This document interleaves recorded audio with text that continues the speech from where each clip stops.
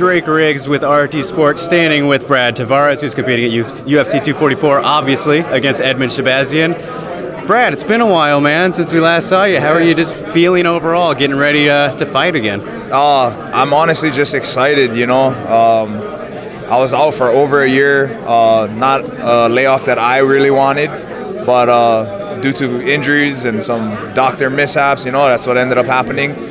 But, you know, I take the good out of it, you know, stay optimistic, stay positive. I got to rest my body, got to spend a lot of time with my daughter and my family, but super excited to be back. Yeah, on a big card too, right? Yes, yeah. A huge card, you know, to fight at Madison Square Garden, iconic. Yeah, no doubt. And, you know, you're kind of in a similar situation as your last fight, fighting the guy who's kind of got all the hype, on the rise. You know, you've been around since it was 12 or 11 yeah. Even. So, yeah, throwback, yeah. So a similar situation, though, in this fight as your last one. Have you been keeping up with Edmen since he's really, you know, burst on the scene since, you know, your last fight over the time you've been out? So just what do you think about him? Do you see similarities in the situations here? You know what? Not really. They might be the young and up-and-comers, this, that, whatever. But Israel, honestly, when I look at him, he didn't have much UFC experience, but as far as fight experience, he has a huge kickboxing background, you know, and he'd been offered to come to the UFC earlier on, and, you know, he did it well. He did it smart. You know, he took his time, honed his craft, became the fighter that he is now, and look at where he is now. You know, he's got the belt. Edmen, on the other hand, is a little bit different. He doesn't have that extensive background like Israel does. He's actually a young up-and-comer. So, you know, it's two different things. And as far as fighters go, they both possess different traits, different styles, different problems. Edmen is, I would say, he just comes forward hard. He's very well-rounded. But not really a master anywhere. Whereas Israel, you know, he's pretty well-rounded now, but, you know, his striking, you know, he's a master at striking. So a little bit different, you know, two different fighters here. So I don't really like look at one and then the other and say, oh, it's similar, you know, completely different. Yeah. Well said. Very well said. I didn't think of it that way. But yeah, you're 5-2 in your last 7 fights. Those only 2 losses to the current champion and, you know, the former champion. So does that give you kind of, you know, a confidence boost on the rebound here? Like, man, you know, sure, I lost my last fight, but it was, you know, to the best guy in the world in my division. You know what? A loss is a loss, and no matter what, no matter how you want to spin it, it sucks. But I guess it would suck even more if I lost to a guy who then lost his last 2-3 fights and then got cut from the UFC, something like that. But you know what? At the end of the day, like I said, a loss is a loss, and it sucks no matter what.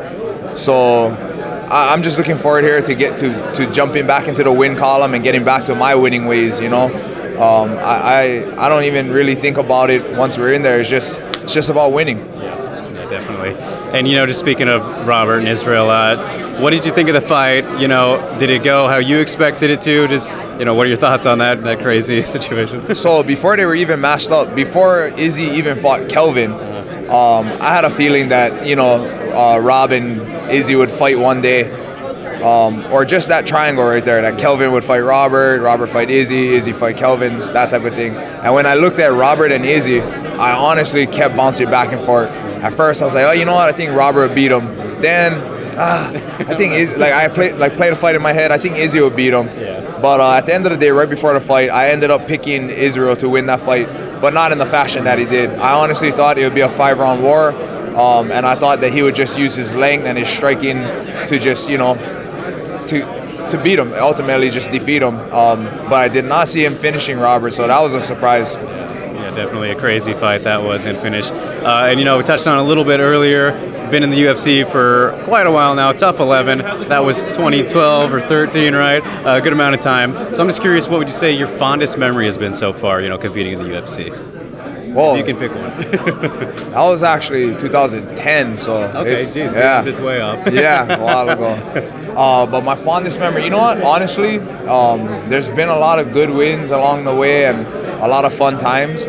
But if I had to pick one moment that really stood out to me that I know I'll remember for the rest of my life, it was my second fight in the UFC. So after the tough finale, I was fighting Phil Baroni, and it wasn't even the fight itself and the way it ended. It was the walkout. Up until that point, I hadn't really soaked it in that, okay, I made it here. I made it to the UFC. But on the walkout, we're at the MGM Grand. Right above it by Lil Wayne was my walkout song for that fight. And just it's funny because we were one of the earlier fights. The arena was still kind of empty, Vegas fights, everybody doesn't show up till main card. So it was still fairly empty. It was mainly my friends and family in there. But just, I don't know, just the sound system, the lights, the feeling walking to that cage, like that's when I really soaked it in, and it excited me. I was like, man, I made it here, So in my whole career, that's one thing that really stands out to me. Yeah, I mean, that's a great, when you look back on it, it's kind of crazy that you fought Phil Baroni in your second UFC fight, kind of a crazy thing, and went out and, did your thing. So yeah, crazy to reflect on it that way. Would you say that there's been a biggest learning experience as well along this way? I'm sure there has been multiple, but one that stands out in that regard. You know what? We'll put it back to earlier on in my career as well. And it's kind of a flip on the fight right now. So at the time, I took a short notice fight against Aaron Simpson.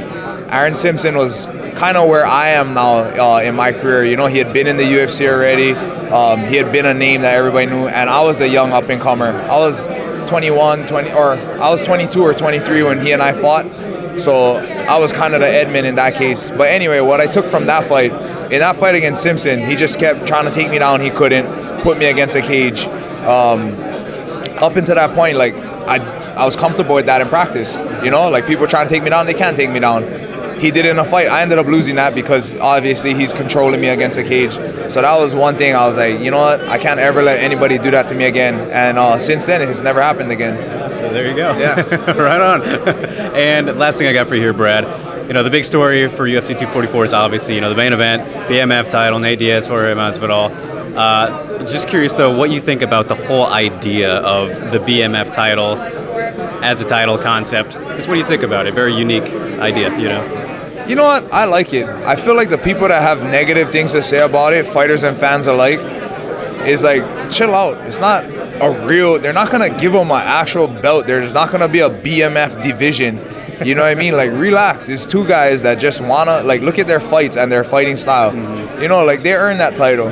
So I'm glad that, like, they're giving them this spotlight to do it. Like, when could you ever think another fight that is not a title fight be a pay-per-view main event at Madison Square Garden, So, yeah, obviously they're doing this thing. They're putting that BMF title to help sell it. But it's well-deserved by both guys. So I like it, They are two bad motherfuckers, and, I can't wait to watch that fight. Yeah, definitely. Going to be a good one. All right, well, Brad, thanks so much, man. Pleasure chatting with you. Great meeting you, man. Best of luck.